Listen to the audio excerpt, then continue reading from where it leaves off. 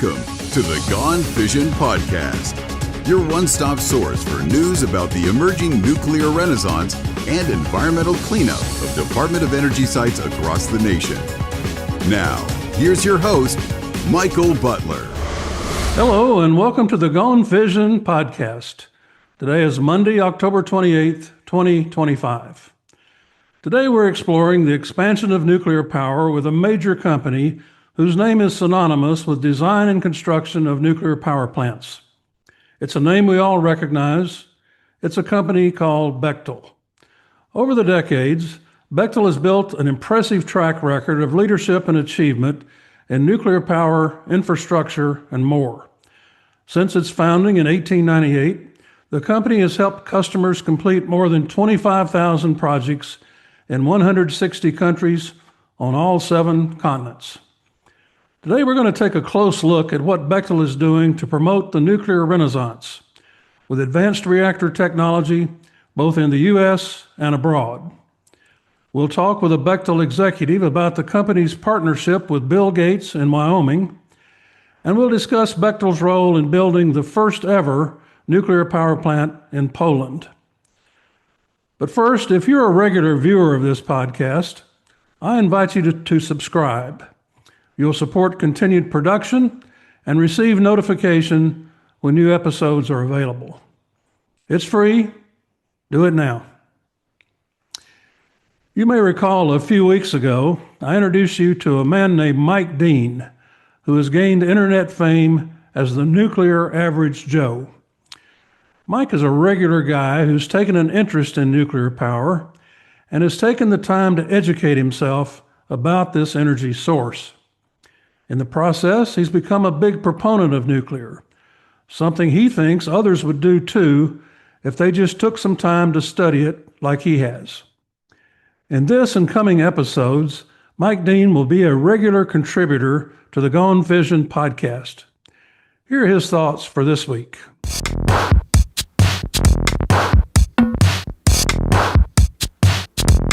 Let me tell you the story on how I became the Nuclear Average Joe, how I went from Average Joe to Nuclear Average Joe. Many years ago, there was a client of mine that was seeking support for a glove box application, and at the time, the only glove box I knew of was the one inside of my Chevy pickup truck. And I had to ask, is this for an automotive application? Is this for a car or a truck? Is this a glove box inside of a car or truck? And it certainly was not. And it was pretty comical, the reaction I received from the chief engineer at the time. And at that moment, when I realized what it was, which a glove box is simply a box with gloves inside of it that protects someone outside of that box from the hazardous material that might be inside of it. Anyway, it's within national labs. It's a nuclear application. It's an application for many other industries, materials, so on and so forth. But that got me into this space. I wanted to know everything there was to know about what glove boxes do, where they are, which national labs have them, what the national labs are doing with it. And that led me directly into nuclear power, how it works, why it's beneficial. Was it easy to get here? No, not at all. Many books later, many conversations with my mentor, with many stakeholders at nuclear power plants, so on and so forth. But folks, it all started with a simple conversation. It could start with you too like that. Maybe it's this video. It might be someone that you bump into over the weekend at the grocery store. You never know. But man, has it changed my life? Has it changed my family's lives? I mean, it's been a remarkable journey. Mind you, I have no connections to nuclear outside of what I've done and what I've created here. The way I put it, folks, is the nuclear industry adopted me. And, I like to think I'm the nuclear industry's favorite stepson, if you may. Because I don't wasn't born into the industry per se. So anyone can do it. Keep following my journey. I'm excited, and let's make it a great day, Nukes. Until next time.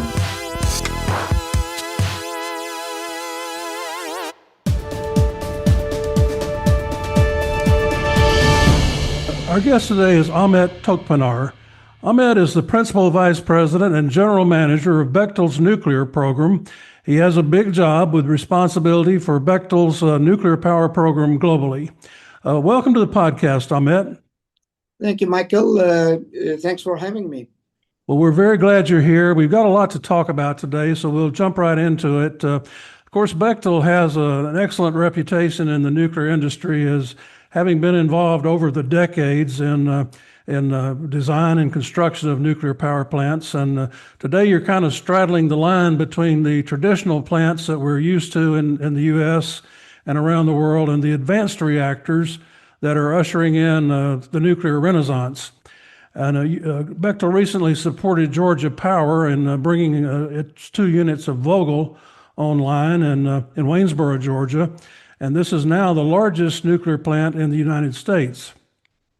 And Vogtle is what we consider to be part of the traditional nuclear technology, the larger 1,100, 1,200 megawatt reactors that we're used to seeing on the landscape around the country. But given the time frames and for construction and the costs involved in these plants, what do you see for the future as far as utilities continuing to build these large-scale reactors? So will there be more of them after Vogtle?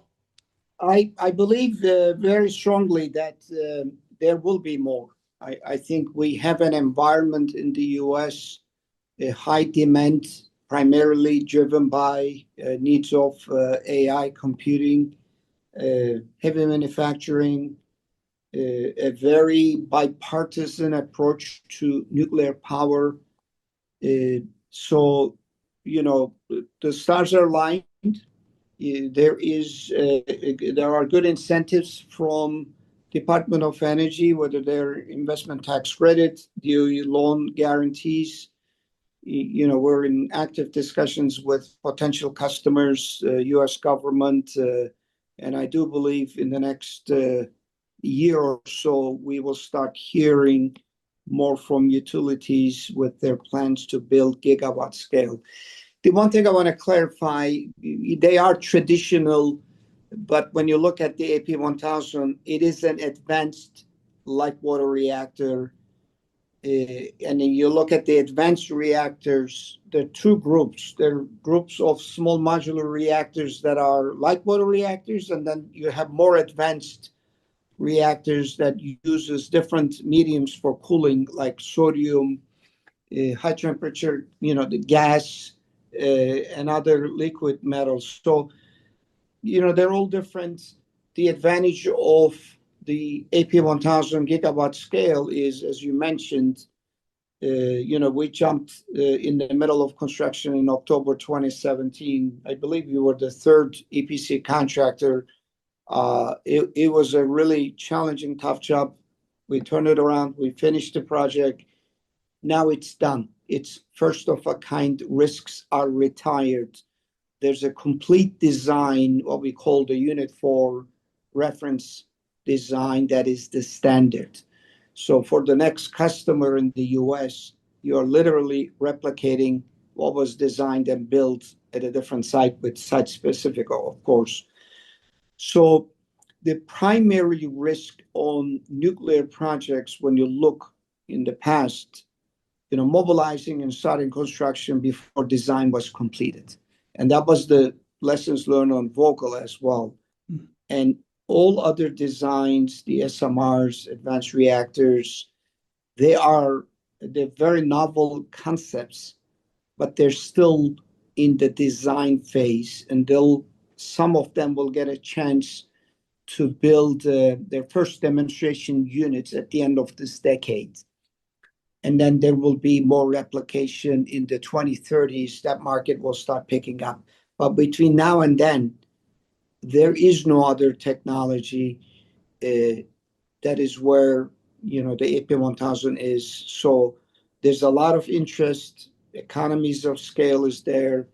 The risks are known, and we know how to mitigate, plan, and build far better than the Vogel results. Well, let's dive into the topic of costs a little bit more.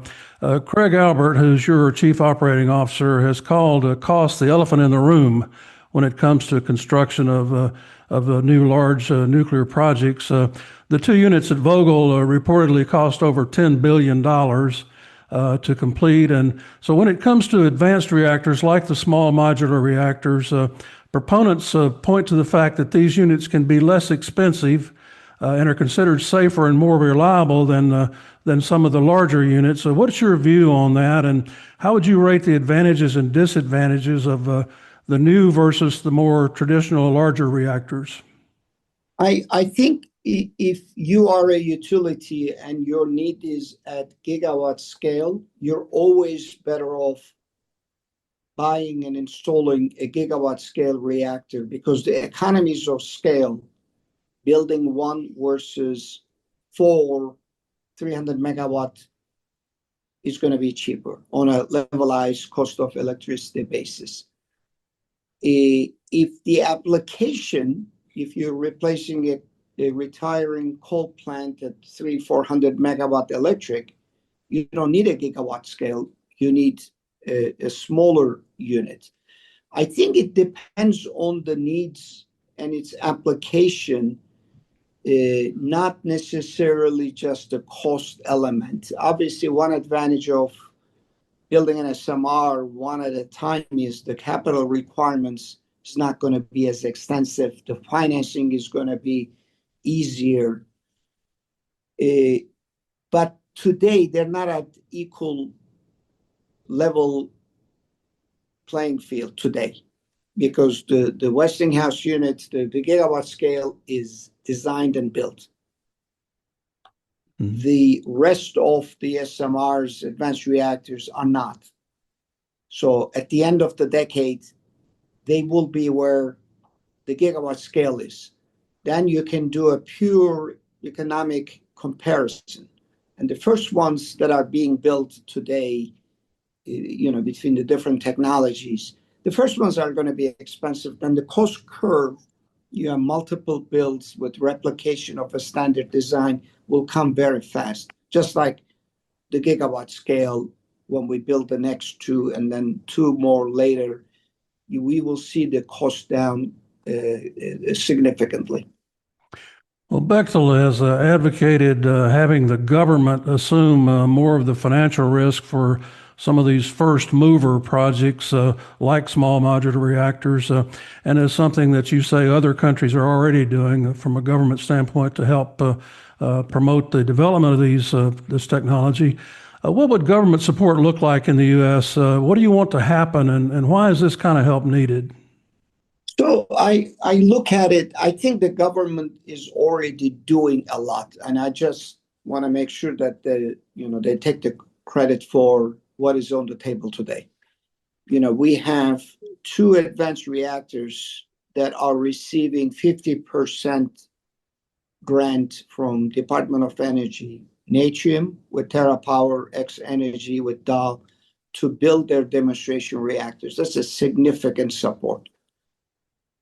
There are significant tax credit benefits, up to 50%, which is for those that are under construction by 2032. So that's why you see a significant rush for these customers to expedite their plans, permitting, and get there as quickly as possible. It's a huge benefit. DOE Loan Program Office has vast resources and very flexible in terms of tailoring loans to customers willing to build gigawatt scale reactors. And then you have the hyperscalers, that are willing to pay a premium on power purchase agreements. So we're looking right now with the different stakeholders. Does the industry need more, or is that good enough? I don't have the answer yet. The cost, yes, that is the elephant in the room. Building a gigawatt scale is very expensive. The first two are going to be more expensive. It will come down significantly. So are there things the US government can do maybe for the first two or first four units? I don't have the answer yet. We're right now in the middle of analyzing, talking to the US government, talking to utilities and technology providers on the gigawatt scale technology that is built. It may be very little. Mhm. Well, you mentioned the Natrium demonstration plant. You're partnering with Terra Power to build that plant in Wyoming, and of course, Terra Power is a Bill Gates company, and he's well known for pioneering in technology. Give us some background on that Natrium plant and how do you think it'll contribute to the nation's energy future, and what Bechtel's role is in that plant. Yeah, we're very proud that Terra Power selected us to be their EPC partner, and they had the foresight to get us engaged from day one, very early when they were at a pre-conceptual phase of their technology development. It is a very novel technology. Sodium technology was used back in the 50s and 60s. It enables low pressure design because the boiling temperature of sodium is very high. The risk of accidents is minimal, and you don't need large containment walls and heavy wall pipes. It's a far simpler system with less redundancy, passive cooling, natural circulation. So at the end, once we finish design, it will have less commodities to install, and it will be easier and cheaper to build over time. It's going through its design. We're complete with preliminary design of all the systems. We are jointly designing the plant with them. They're focused on the key nuclear aspects. We're focused on the physical infrastructure of the power plant. We were mobilized at the site last year with groundbreaking, building the testing facility that will be used for prototype equipment in sodium environments. We moved on to the training center. Next year, we're starting Energy Island. So it's on a good path. It's exciting. We are a very integrated team with Terra Power. I applaud Bill Gates's vision to support this technology. He has, they're an impact investor. They're not looking for short term, but they're looking long term. Not just helping the climate non-proliferation, but also bringing forth the nuclear technology to market. I'm very excited about them. Well, you in your job, you have a global perspective, and we see that the nuclear renaissance is expanding globally with new nuclear plants being built around the world. And I know Bechtel's providing engineering and construction services for what will be the first nuclear plant in Poland. And I'd like for you to tell us about the plans for that plant and your role there, and what does the decision for Poland to build a nuclear power plant or to add nuclear to their energy supply, what does that say about the need for nuclear power globally?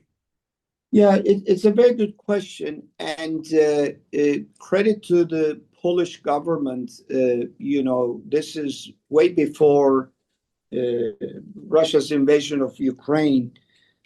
Poland had a vision to lessen their reliance on Russian gas. They had made a decision to build gas pipelines from Norway through the Baltic Sea to Poland. They had the vision to build nuclear plants, not just to reduce reliance on coal, get rid of their coal. By the way, they were at 80%. They're now at 40, 50% on coal or less than that. And, so energy security for them is vital. And then the war in Ukraine just reinforced their thinking process, solidified that. So the project that we have, it's a consortium with Westinghouse. We are doing the initial preps to build 3 AP1000 units on the Baltic Sea. It's a very large program. We opened up an office in Warsaw. We're hiring, Polish people, engineers, construction people. They're fantastic universities, really talented engineers. It's really an exciting program. Poland is obviously embracing it with full enthusiasm. We are also committed to developing the local supply chain in Poland so that uplifting